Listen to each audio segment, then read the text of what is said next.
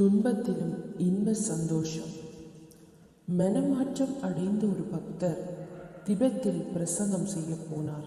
அங்கே பிரசங்கம் செய்யக்கூடாதென்று தடுத்தார்கள்.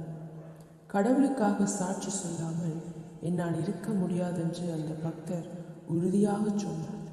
அவரை தேசத்தை விட்டு துரத்தினார்கள். அவர் திரும்பவும் வந்து பிரசங்கித்தார். அவர்கள் அவரை விரட்ட அவர் திரும்பவும் வந்து நற்செய்தியை கூறினார். கோபம் கொண்ட அக்கொடியவர்கள் அவருடைய தேகத்தை பீறி மிளகாயில் தேய்த்தனர்.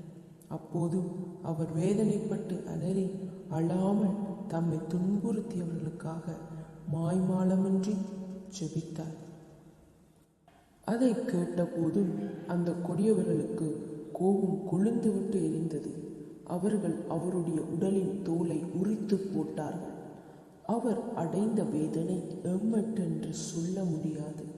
அவ்வேளையிலும் அவர் கூறிய மொழி இவ்வாறு இருந்தது: என் ஆண்டவரிடத்திலிருந்து புது சட்டை ஒன்றை நான் பெற்றுக்கொள்ளத்தக்கதாக இந்த தோல் சட்டையை எடுத்துக்கொள்ளுங்கள் என்று சொல்லி கடவுளை துதித்தார். அப்பொல்லாதவர்கள் இன்னும் விடவில்லை. ஒரு தீச்சூளையை உண்டு பண்ணி அப்பெரியவரை அதற்குள் போட்டு விட்டார்கள். அவரும் அந்த நிர்பந்த நிலையிலும் புன்சிரிப்போடு கடவுளை துதித்தார். இந்த அக்னி ஜுவாலை கீழிருந்து மேலே உயர்வது போல நானும் இந்த உலகத்தின்று என் கடவுளிடத்துக்கு செல்கிறேன். கடவுளை தமக்கு சொந்தமாக கொண்ட தேவ மக்கள் துன்பத்தின் மத்தியிலும் நிலையான மகிழ்ச்சியையே அனுபவிப்பார்கள். நன்றி.